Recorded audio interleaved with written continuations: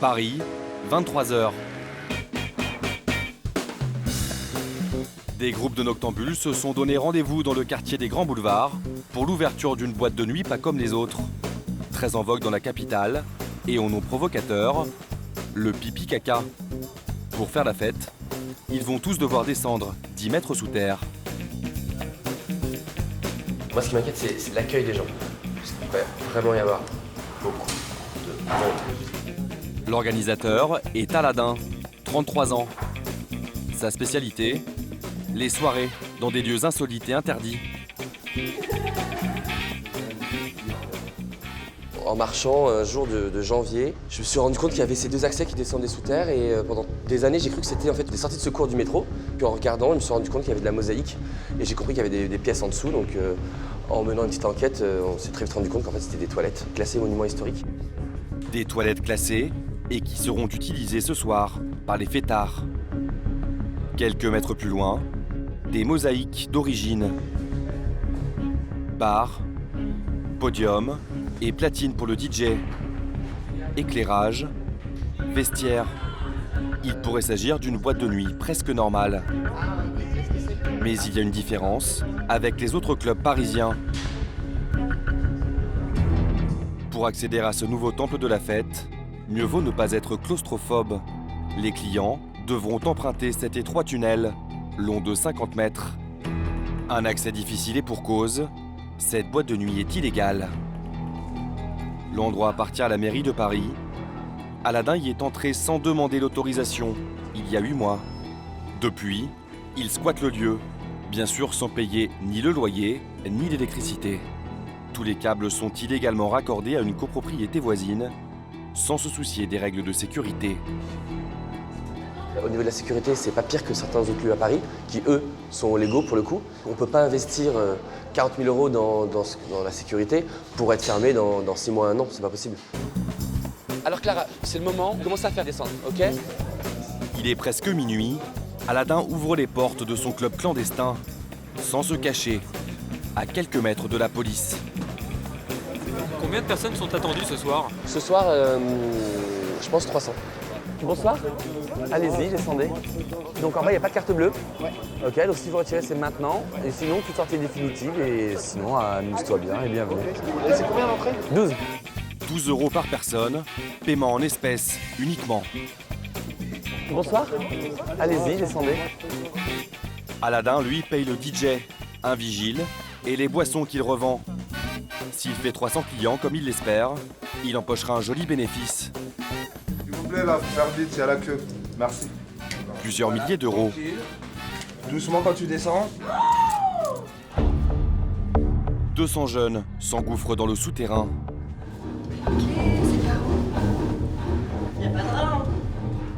Un incendie ou un mouvement de foule pourrait être dramatique. Impossible d'évacuer rapidement autant de monde. Bonne soirée. Mais les problèmes de sécurité n'intéressent pas cette jeunesse parisienne branchée, en quête de renouveau. Tu sais qu'ici c'est un lieu illégal? Ah ouais? On peut aller en prison. Inconscients, ils prennent de gros risques pour passer la soirée ici. Par le bouche à oreille, ce lieu underground est devenu un rendez-vous incontournable pour les noctambules. Le club d'Aladin ouvre 3 fois par semaine et à chaque fois, la piste de danse est remplie.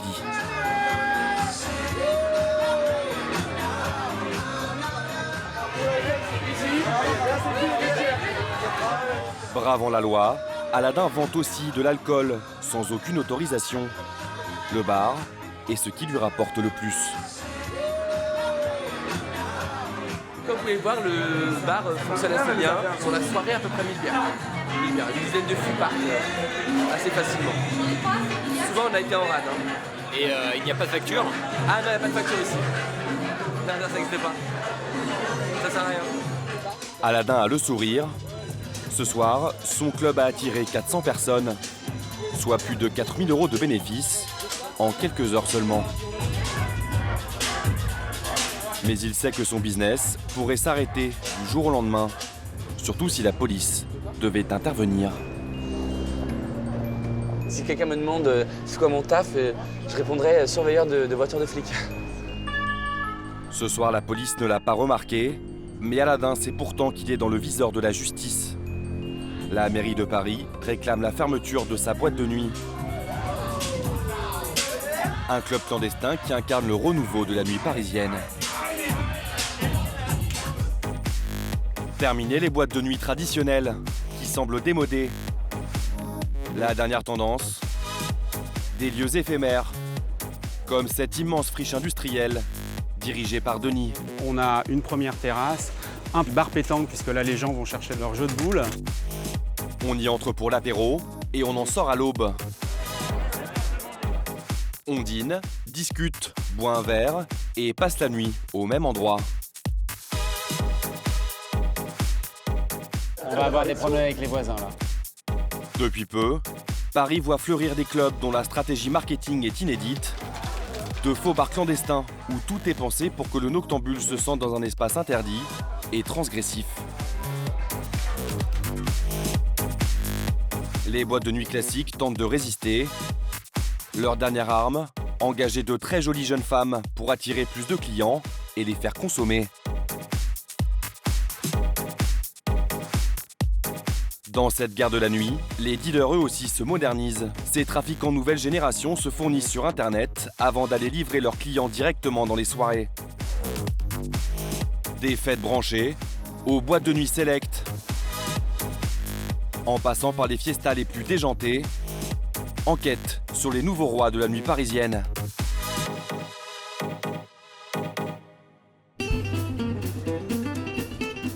Nous sommes à 2 pas de la gare du Nord, dans une ancienne zone industrielle appartenant à la SNCF. 7 mètres de bambou et un petit retour ici pour vraiment que ça soit un peu cosy pour les filles. Denis dirige le plus grand bar-club éphémère de Paris. Des anciens garages de triage, 4000 mètres carrés, qui louent seulement 100 € par jour à la SNCF. La société est l'un des principaux propriétaires fonciers de la capitale. C'est que le public prend les chaises, les déplace. Denis et son équipe ont entièrement transformé ces voies et hangars abandonnés en temple de la fête éphémère. Chaque soir, ils accueillent plusieurs centaines de jeunes Parisiens. On a des jardins, on va pouvoir jouer à la pétanque, au molcu, etc. On a une première terrasse, un premier bar qui est le bar pétanque, puisque là les gens vont chercher leur jeu de boules. 2 restaurants, 4 bars, une boîte de nuit, des animations et une boutique bobo. Denis a travaillé son concept. Ici, tout est prévu pour que les noctambules restent de l'apéro jusqu'au milieu de la nuit. Il a fallu moins d'1 mois pour aménager l'endroit.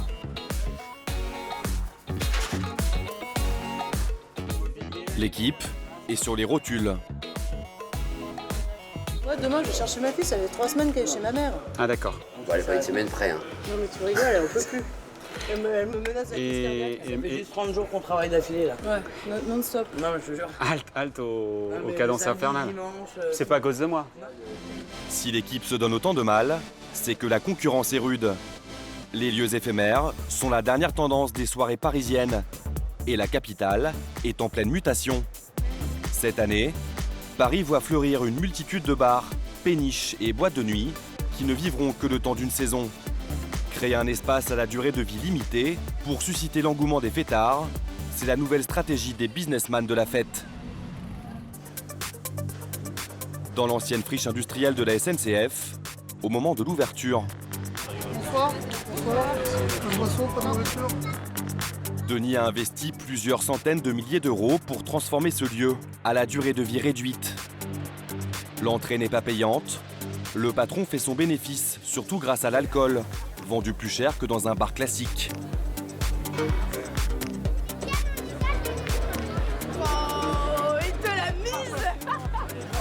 La clientèle visée, les jeunes actifs bobos, entre 25 et 40 ans, qui peuvent payer 28 € pour une bouteille de rosé.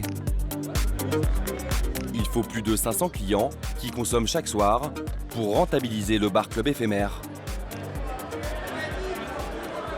On a 4 mois pour se faire, comme on dit, pour se refaire. C'est-à-dire qu'on a investi beaucoup d'argent là-dessus, sur ce projet-là. Denis fait le pari de soirée d'un nouveau genre, entre café sauvage et décontraction chic. Une recette avant-gardiste inspirée des grandes capitales de la fête. On est un peu à Berlin, on est un peu à Brooklyn. En tout cas, on n'est plus vraiment à Paris. Et c'est vrai qu'à Paris, on avait l'habitude de lieux plutôt assez normés. Et ce soir, cette offre atypique semble fonctionner. En cette belle soirée d'été, les Parisiens sont au rendez-vous. Mais une bonne impression ne suffit pas.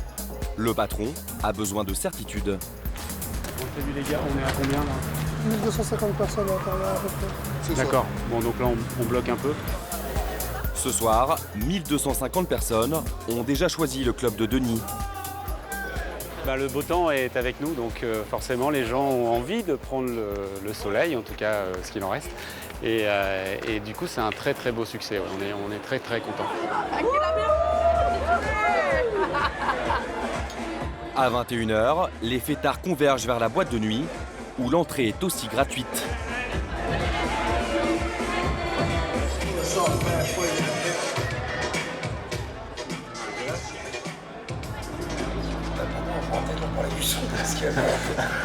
Là, on va avoir des problèmes avec les voisins là. Les mecs qui bombardent maintenant. Denis est inquiet. Le bruit dérange les habitants du quartier. Gisèle et Constant habitent ici depuis 43 ans. Regarde le monde qui arrive. Regarde, ça continue à descendre. Et puis alors tout le monde s'agglutine devant le bar. Ils sont serrés comme des sardines bientôt même. C'est un troupeau de moutons en fin de compte. Hein. Depuis un mois, Constant, 58 ans, a un petit rituel. Chaque soir, il dégaine son téléphone portable. C'est pas professionnel, mais bon, on va sonomètre, voilà. Ah oui, Ça oscille à peu près entre 75 et 80. mais c'est infernal au bout d'un moment. 80 décibels, c'est un réveil. Ça C'est me- un réveil. Ça veut dire que tu as besoin de 80 décibels le matin pour te réveiller. Donc là, c'est pas la peine de dormir, tu es déjà Réveillé. réveillé. La loi stipule que tout bruit dérangeant entre 22h et 7h du matin peut être considéré comme du tapage nocturne. Le couple et une dizaine de voisins ont porté plainte il y a un mois, mais rien n'a changé. Alors ce soir, à Cran, Gisèle et Constant décident d'aller se plaindre auprès de Denis. Ça doit faire cage de résonance. Et dans la chambre, comme j'ai une fenêtre d'un côté, une porte-fenêtre de l'autre, c'est affolant. On se fout du monde, en définitive, c'est se fout du monde, Mais vous avez vu qu'on parce que on prend ça plein la gueule. Vous avez vu qu'on est en train de construire une petite maison là, dans le jardin. Oui. Ça va être un peu notre kiosque à musique. Ah. Oui. Donc on va venir vous jouer la sérénade en bas de votre balcon, madame. C'est très perturbant quand même. La création d'une scène devant accueillir un groupe de musique juste sous leur fenêtre et la provocation de trop pour Gisèle et Constant. Votre appel a bien été pris en compte. Toutes les lignes sont actuellement occupées. De retour chez eux, ils tentent immédiatement de contacter la préfecture de police. Bonjour, votre appel a bien été pris en compte. Toutes les lignes sont actuellement occupées. Ne C'est tardez comme ça, pas, toutes les fois. nous allons répondre En à votre vain. appel. Bientôt, on va aller voir le médecin, il va nous donner 2 Lexomil et puis une aspirine pour les laisser jouer. Constant et Gisèle passent à l'action. Quand j'étais jeune et que je manifestais, je faisais des banderoles. J'étais spécialiste en couture. Gisèle a le sentiment de se battre dans le vide. Je ne sais plus quoi faire. Il y a des moments où j'en pleurerais, je vous assure. Mais ce soir, elle est décidée à faire passer son message coûte que coûte. Je ne sais pas si je vais en avoir assez de mon tissu. Je vais peut-être le mettre comme ça. Donne-moi des pinces à linge. La révolte du couple peut sembler dérisoire. En contrebas, la banderole passe totalement inaperçue. Mais Denis sait qu'il risque une fermeture administrative du jour au lendemain si les plaintes s'accumulent. Alors pour apaiser les voisins mécontents, le patron acceptera dorénavant de fermer son bar-club éphémère à minuit au lieu de 2h du matin.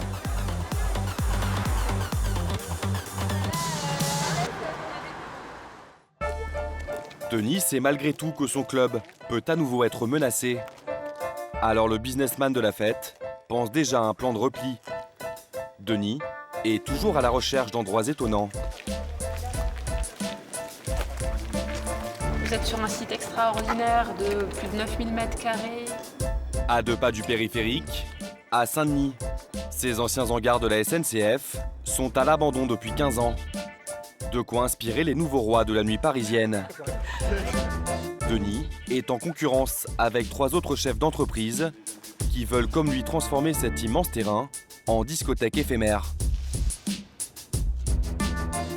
C'est très inspirant, complètement différent de ce qu'on a pu voir jusqu'à présent et vraiment magique. Le vainqueur de l'appel à projet sera désigné dans 2 mois. S'il est choisi, Denis a prévu d'investir plus de 200 000 € pour créer un nouveau spot de la nuit parisienne.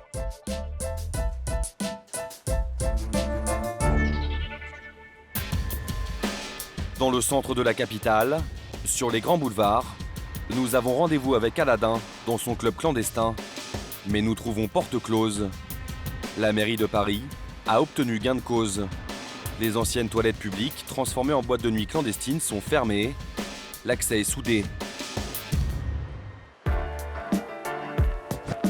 Aladin ne veut pas baisser les bras. Il prépare sa riposte dans son quartier général. Il vit dans cet appartement de 80 m², dans le centre de Paris. Tout comme sa boîte de nuit, il s'agit d'un squat. Aladin se revendique comme un activiste anti-système. Je prépare de la colle parce qu'on va en avoir besoin pour coller des affiches au sol. Face au conflit qui l'oppose à la mairie, Aladin a eu une idée. C'est pas ça dont on a besoin. Une opération coup de poing pour sauver sa boîte de nuit. Il va se menotter à la grille d'entrée de son club. En diffusant son sit-in sur les réseaux sociaux, il espère attirer l'œil des médias et obtenir une forte mobilisation de ses partisans. Je vais rester sur place, je vais dormir sur place.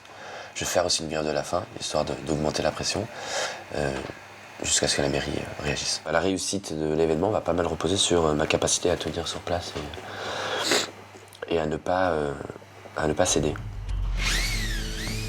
Pour compliquer la tâche des forces de l'ordre qui voudront le déloger, son colocataire lui fabrique un système identique à celui utilisé par les activistes de Greenpeace. Il est en train de préparer ce tube de PVC dans lequel en fait, j'aurai les mains pour que les autorités ne puissent pas me détacher.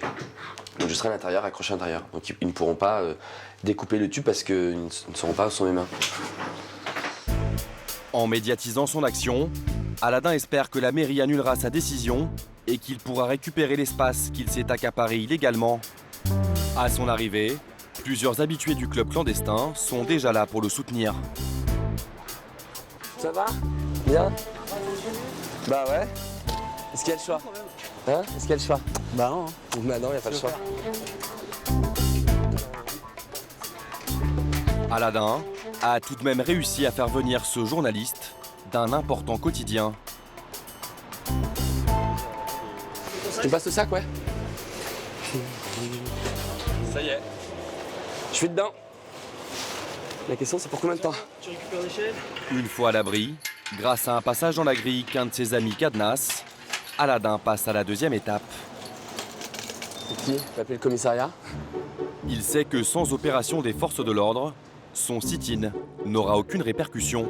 Alors il appelle lui-même la police en se faisant passer pour un voisin. C'est pour vous prévenir qu'il y a des personnes qui essaient d'accéder au squat du 28 boulevard Bonne Nouvelle.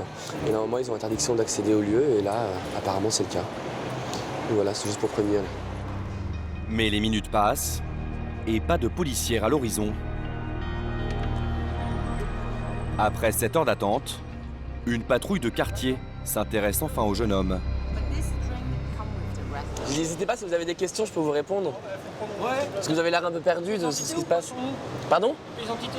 Moi? Pourquoi? Je fais quelque chose d'illégal? Non, on va prendre votre identité. Ah bah non, non. Qui est à l'intérieur. Je vais pas vous donner votre identité. On est là en tant qu'amis pour Ah d'accord, très bien. Sinon, Bon bah ça on va va alors. appeler les effectifs pour vous délever. Ah bah très bien. Vous allez quand même sortir un peu. Bah non. Le but c'est de dormir ici en fait, jusqu'à ce que la mairie nous donne une réponse satisfaisante. Pendant 2 heures, les policiers tentent une négociation à l'amiable. Mais Aladin refuse de bouger. Il sait que plus le temps passe, plus les chances sont grandes que la presse se déplace. Je vais t'accrocher là? Oui. Faut pas une bonne idée, hein. Je sais. Plus de 20 policiers et une dizaine de véhicules de secours sont mobilisés. Mais toujours un seul journaliste pour le moment.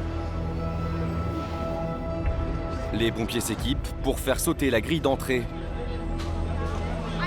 Alors quelques amis d'Aladin tentent de s'interposer.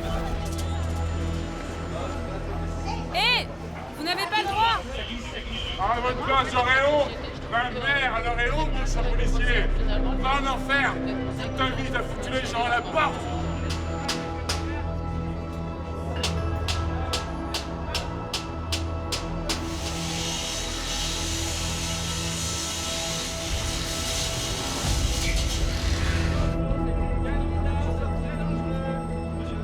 Qu'est-ce que vous avez mis comme prise?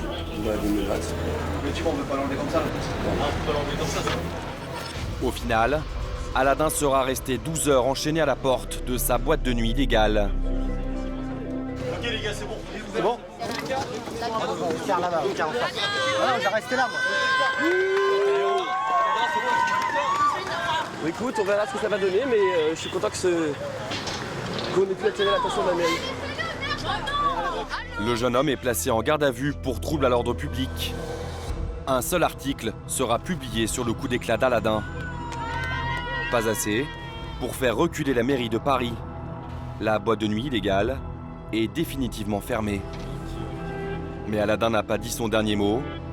Il compte très vite trouver un autre endroit pour ouvrir un nouveau club clandestin et il a déjà de bonnes pistes. Bar club éphémère, soirées illégales. Pour les boîtes de nuit historiques de la capitale, la concurrence est de plus en plus rude. Leur chiffre d'affaires a chuté de plusieurs millions d'euros l'année dernière. Alors pour reconquérir leur clientèle, les patrons des discothèques ont décidé d'utiliser une arme redoutable.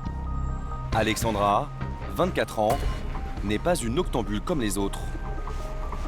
Grâce à la façon dont je sors, j'ai quelques privilèges. Je paye pas et l'alcool est illimité et gratuit pour nous. Alexandra ne paye jamais lorsqu'elle sort. Mais elle ne choisit ni les boîtes de nuit, ni les amis avec qui elle va passer la soirée. Ça va et toi? Elle travaille avec ces deux hommes. Simon et Alone sont ce qu'on appelle des promoteurs. Ils sont payés par des clubs parisiens pour ramener chaque soir de jolies filles.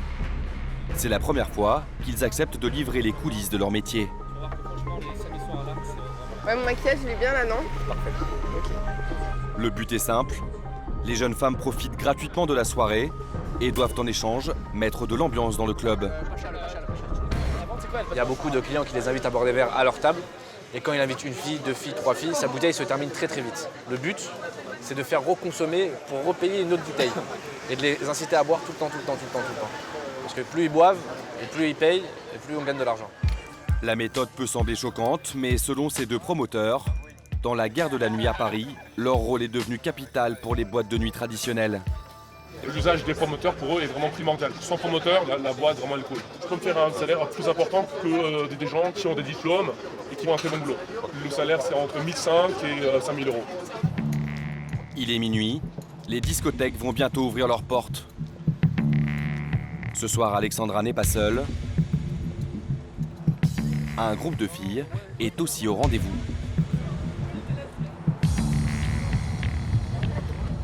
Bon, tu vois, j'espère que pour ce soir t'es prête? Ouais, je suis prête.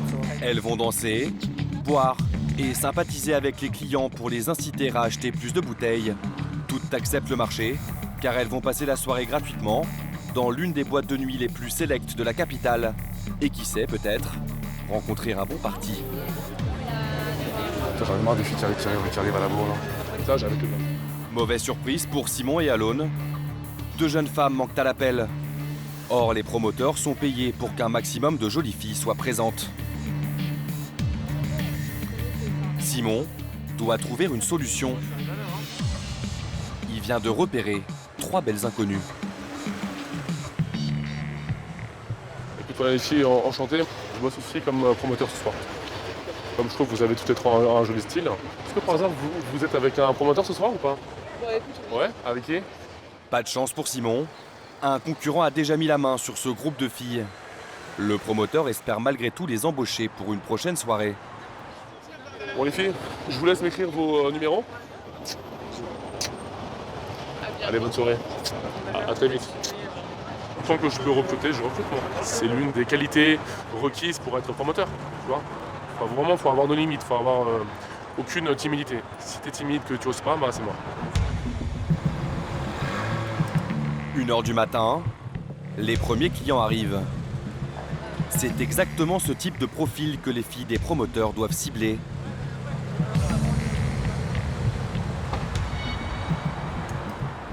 On y va les filles? Allez.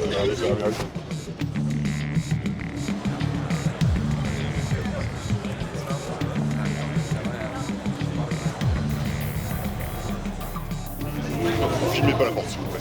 Merci. Notre caméra n'est pas la bienvenue.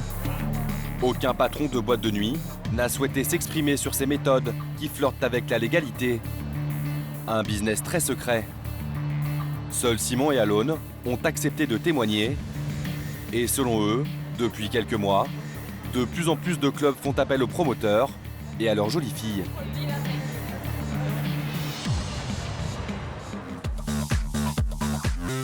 Dans ces vidéos, tournées à l'intérieur de plusieurs de ces discothèques, on voit Alexandra et d'autres jeunes femmes recrutées par les promoteurs.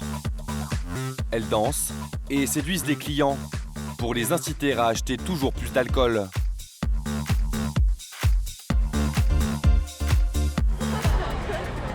C'est exactement ce qui se passe ce soir pour Alexandra et les autres filles recrutées par Simon et Alone. Écoute, là, les filles, elles sont à la table.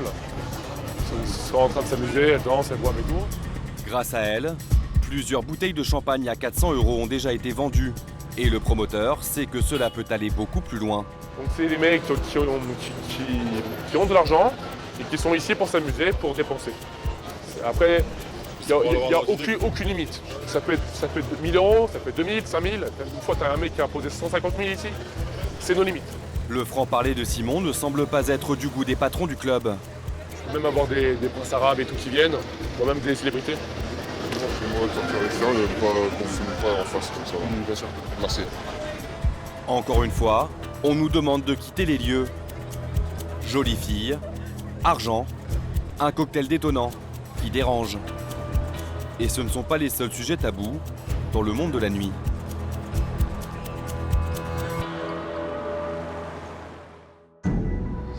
Dans le sud de la capitale, un jeune homme a lui aussi décidé de tirer profit des soirées parisiennes à sa façon. Nous l'appellerons Max. Donc là, je suis en train de passer une commande de plusieurs drogues différentes, des drogues assez festives que je vais vendre dans les fêtes parisiennes en ce moment. Ce jeune homme, issu d'un milieu bourgeois et diplômé en économie, a pris une trajectoire bien plus risquée que celle de ses camarades de promotion. À la fin de ses études, il y a 2 ans, il a tout plaqué pour se lancer dans le trafic de stupéfiants. Le quotidien, métro, boulot, dodo, évidemment, ça m'attire pas plus que ça. C'est de l'argent facile, les marges sont très grandes, j'ai pas d'impôts à payer dessus. Max est un nouveau type de dealer, bien loin des cages d'escalier ou des zones coupe-gorge. J'achète la drogue sur une plateforme cryptée, ça s'appelle le Darknet, qui va me permettre d'acheter de la drogue de façon anonyme et de ne pas me faire repérer par la police. Il reçoit sa marchandise par la poste. 4 jours plus tard, le jeune dealer récupère la drogue qu'il a commandée. Il se contente seulement de descendre les 5 étages qui le séparent de sa boîte aux lettres. A priori, c'est du LSD et il est bien caché. Hein. Il doit être là-dessous sous ce code barre. Le LSD est une drogue dure extrêmement dangereuse. Elle peut provoquer des accidents cardiaques et des dégâts psychiques irréversibles.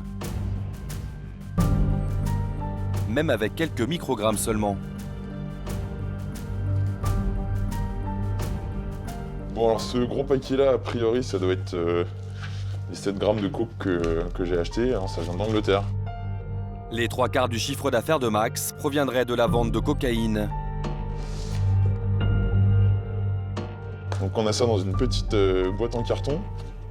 Là c'est pas très discret, hein, mais il y a marqué 7 grammes. Un petit seau d'authenticité. Selon lui, cette petite étiquette est le premier artifice qui dissuaderait les douaniers d'ouvrir le colis. Un joli petit sachet.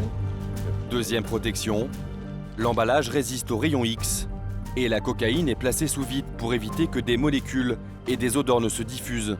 Son colocataire risque tout autant pour complicité. Pourtant, il ne semble pas réaliser la gravité de la situation. Il me l'a dit tout de suite, il m'a dit qu'il allait se lancer qu'il allait se lancer là-dedans. Je suis relativement confiant sur le fait qu'on va rester peinard là-dessus. C'est pas là où on s'attendrait à trouver des dealers, je pense. Tant qu'il fait attention et qu'il ramène pas des gens bizarres à la maison, ça ne me dérange pas.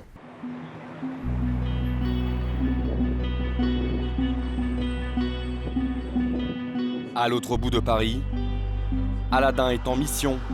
L'organisateur de soirées illégales s'est fait expulser de sa boîte de nuit clandestine. Il doit trouver un nouveau lieu pour que son business puisse continuer. Il est 2h du matin. Aladin part en expédition. C'est toujours un peu stressant parce qu'on ne sait pas comment ça va se passer et on peut avoir la visite des flics, donc voilà, un peu stressant. C'est tout simplement en se promenant dans Paris que ce squatteur expérimenté repère des lieux inoccupés. Donc là on passe devant un bâtiment de la Poste, donc forcément je lève les yeux. Parce qu'au-dessus des bâtiments de la Poste, il y a très souvent des appartements vides. Cette fois, l'immeuble est habité, mais il est sur une autre piste. Donc là on s'approche pour être un peu discret. Le bâtiment qu'Aladin a repéré appartient aussi à l'administration. 500 mètres carrés, en plein Paris. Alors ça c'est anciennement des locaux de l'ANPE qui sont vides, on pense, depuis plusieurs années. Comme dans une rue un peu... Enfin, pas passante du tout. Je pense que c'est pour ça qu'il n'a jamais été découvert encore. Pour savoir si le lieu est bien inoccupé, Aladin va tenter une opération périlleuse. Pénétrer dans les locaux en passant par le toit. Tu l'as trouvé? D'accord. Momo, son bras droit, le rejoint. C'est un spécialiste des ouvertures de squat. Là, en l'occurrence, pour ce soir, il y a besoin d'une corde, ce qui est assez rare. Et des petits gants. Voilà, des gants. Peut-être un outil ou deux, mais ça fait des années qu'on fait ça, donc... Et puis, il fait d'escalade, donc... Momo se lance à main nue sur la gouttière, sans filet. Rentrer illégalement dans une propriété privée est puni d'1 an de prison. En moins de 2 minutes, Momo parvient à accéder au toit à 15 mètres du sol. Lui rentre à l'intérieur, moi je reste dehors. Donc si la police arrive ou un agent de sécurité, il faut que je puisse l'appeler. Depuis 10 ans, Aladin a déjà ouvert une quinzaine de squats. Mais ce soir, tout ne se passe pas comme prévu.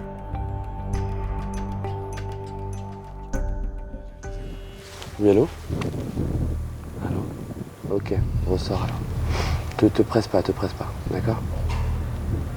À tout de suite. Bon, capteur, alarme. Il ressort. Voilà.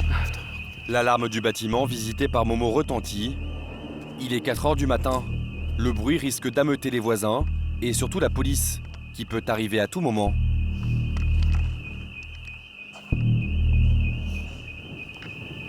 Voilà, on a 5 minutes avant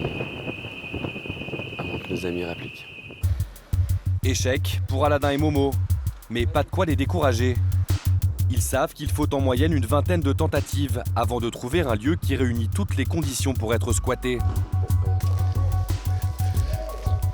Je suis trop un escaladeur. Leur quête se poursuit une grande partie de la nuit dans le nord de Paris. Au petit matin, ce pilier de périphérique attire l'attention d'Aladin. L'enjeu, c'est plutôt de savoir si ce lieu est capable d'accueillir des teufs. Derrière le pilier se cache un local. Une station de métro et une bretelle de périphérique sont à 50 mètres seulement. Un critère important pour Aladin, son nouveau club clandestin doit être facilement accessible pour les fêtards. Cet ancien garage de la mairie de Paris est abandonné depuis 10 ans. Aladin n'a jamais squatté d'espace aussi vaste.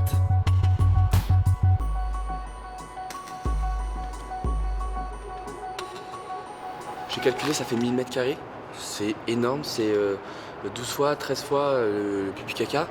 Et il y a plein de choses à faire ici, on peut y faire de la fête, c'est sûr. Puis en plus, il n'y a pas de voisins, donc pour le coup, ça ne créerait pas de nuisance. Aladin vient juste de trouver un nouveau lieu, mais il pense déjà à la soirée illégale qu'il veut y organiser dans moins d'une semaine.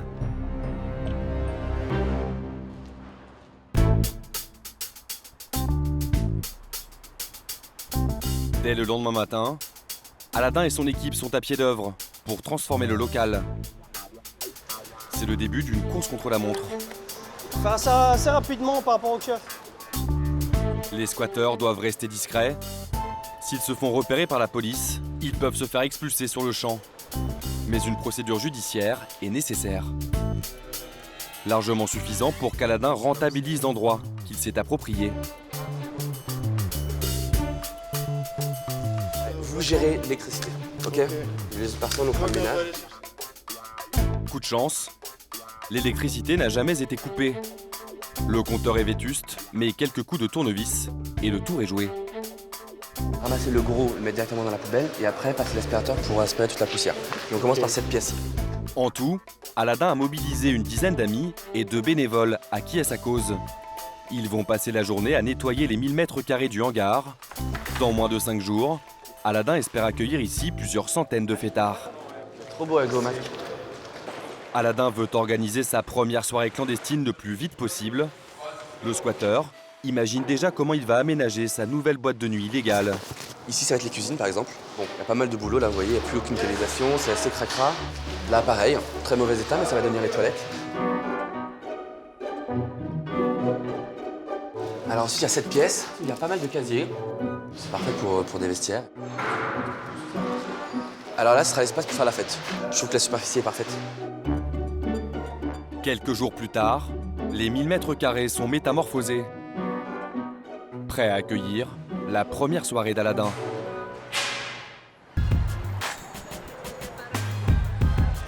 Ces fêtes clandestines sont de plus en plus prisées par les noctambules parisiens.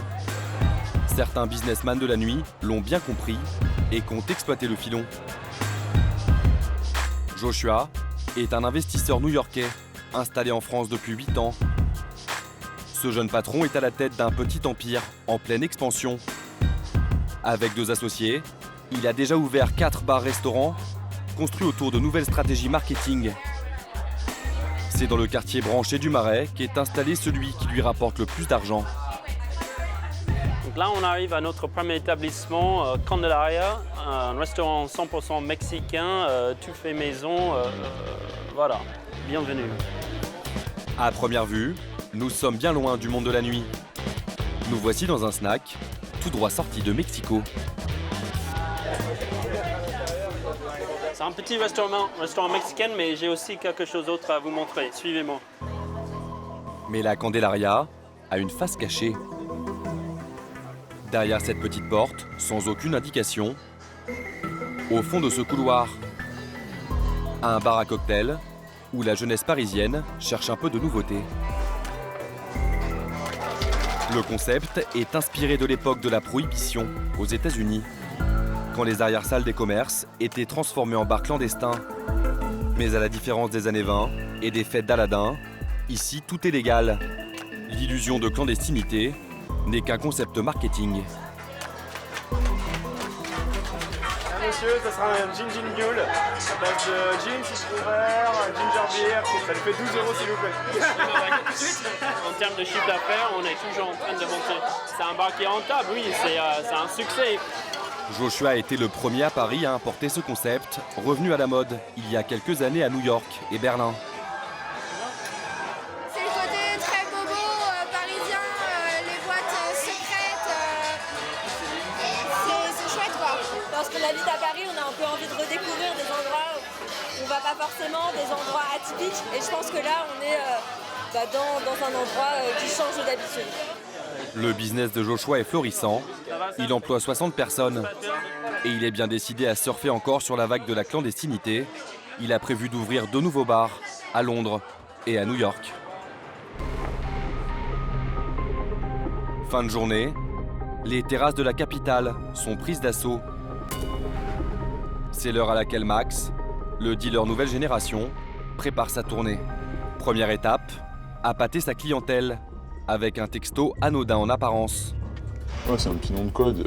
Le frigo est plein, ça veut dire que j'ai reçu la cargaison, ça veut dire que les livraisons sont prêtes à être livrées et que si les gens veulent m'appeler, ils peuvent m'appeler et que je suis disponible pour venir les livrer, quoi. C'est une démarche complètement commerciale. Max ne fait jamais allusion à la drogue dans ses messages. Le jeune homme prend le maximum de précautions pour ne pas être repéré par la police. Le téléphone, il a aucun nom. La carte SIM, elle a un nom complètement faux. C'est difficile de retrouver mon identité là-dessus, quoi. Très vite, plusieurs clients répondent. Ils n'hésitent pas, car ils sont rassurés par le profil de Max, qui leur ressemble. Jeune, branché, issu d'un milieu aisé.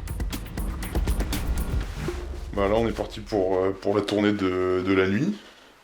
On va aller voir mes clients à droite à gauche dans les bars et les soirées de Paris pour que leur fête puisse commencer.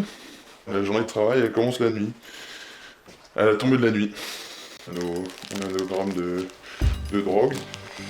Je les cache dans mon caleçon. Comme ça, Max n'a ni scooter, ni voiture. Le moyen de transport préféré du dealer, le métro. J'ai pas moyen de m'identifier, quoi. J'ai pas de véhicule, j'ai pas de plaque d'immatriculation au cas où je me fais gauler dans la rue, je me mêle à la foule. Il va y avoir beaucoup moins de police qu'à l'extérieur, dans le métro. Son premier client l'attend dans l'ouest de Paris. Si je suis dans 3 minutes en bas de chez toi, ça va?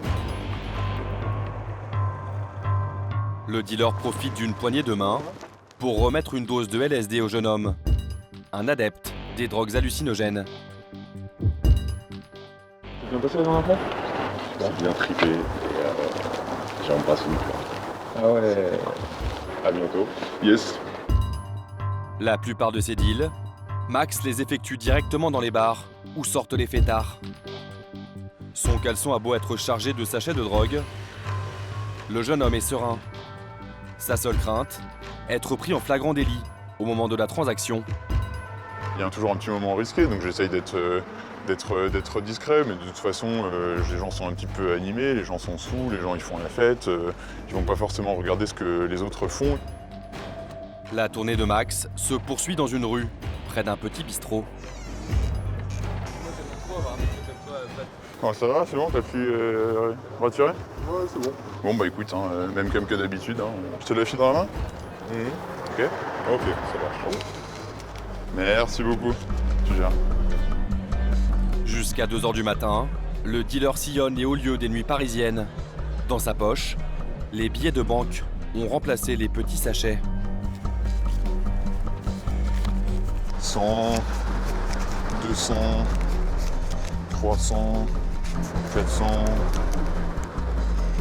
500, un peu plus de 500 quoi. C'est pas de l'argent facile, je travaille pour me faire tout cet argent. Max n'a pas d'antécédents judiciaires et n'appartient pas à un réseau. Mais il s'expose tout de même à 5 ans de prison et 75 000 € d'amende.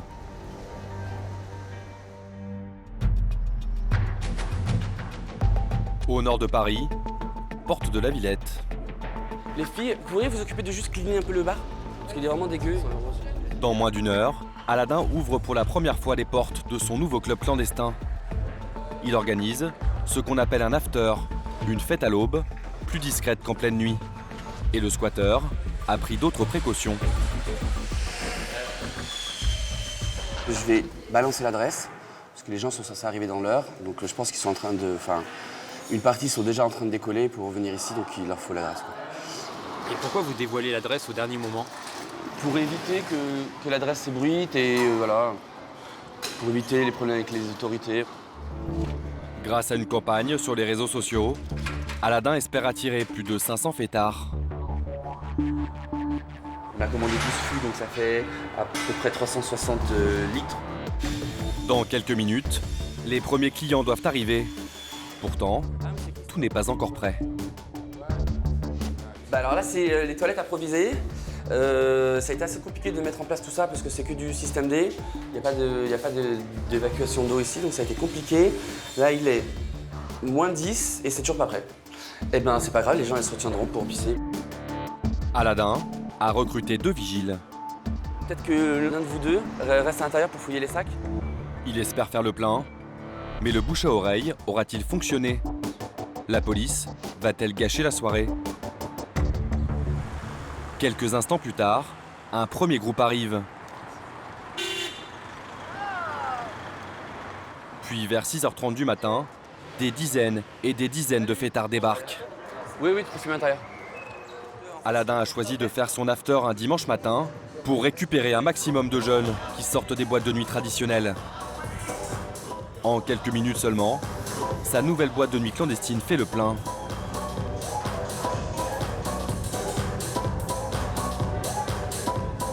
Je pense qu'à Paris, ça manque de lieux comme ça, justement. De vrais lieux où on peut réellement faire la fête sans ce truc normé. T'as du béton partout, t'as de la poussière partout. Tu prends pas la CB. Tu sens bien que on n'est pas dans une boîte classique. On se croirait dans un chantier, en fait. Et c'est ça qui est cool. Je suis une bourgeoise et je me suis laissé aller par mes amis qui ce sont des démons. Ah, on se canaille. Un vrai after avec une ambiance un peu électro, techno, boisson, drogue. Aladin a ses recettes pour attirer le maximum de monde. Alcool, cigarettes. Ici, aucune interdiction. Et les consommations sont bien moins chères que dans les discothèques classiques. La pinte de bière est vendue 5 € et ça marche. Il reste combien de filles en fait? Voilà, je pense que les bleus ils sont pas ouverts. Ouais. Celui-là je pense qu'il est ouvert. Ah oui, le bleu, ça veut dire que c'est pas ouvert. Tout est parti, je crois qu'il reste qu'un seul fût, donc c'est un peu délicat quoi. C'est super tôt. Donc je pense qu'on va manquer d'alcool très rapidement là. Une pénurie qui risque de poser problème. À l'entrée, des dizaines de noctambules continuent d'affluer. La recette de la soirée dépasse toutes les espérances d'Aladin. Le ticket d'entrée est à 10 € par personne. Est-ce que tout se passe bien? Ouais. En termes d'entrée, tu penses qu'il y a combien de personnes? Je pense qu'il y a 20 000 personnes. 1000? 1000? Tu penses? Soit 10 000 € de recettes nettes d'impôts, sans compter les bénéfices sur la vente d'alcool. De quoi remplir les poches du squatteur devenu chef d'entreprise et roi des nuits clandestines à Paris. Même s'il assure que l'objectif de ces soirées n'est pas lucratif. Et enfin, on y est arrivé. C'est une satisfaction de voir tout ce monde? Ouais, bien sûr, ça fait plaisir.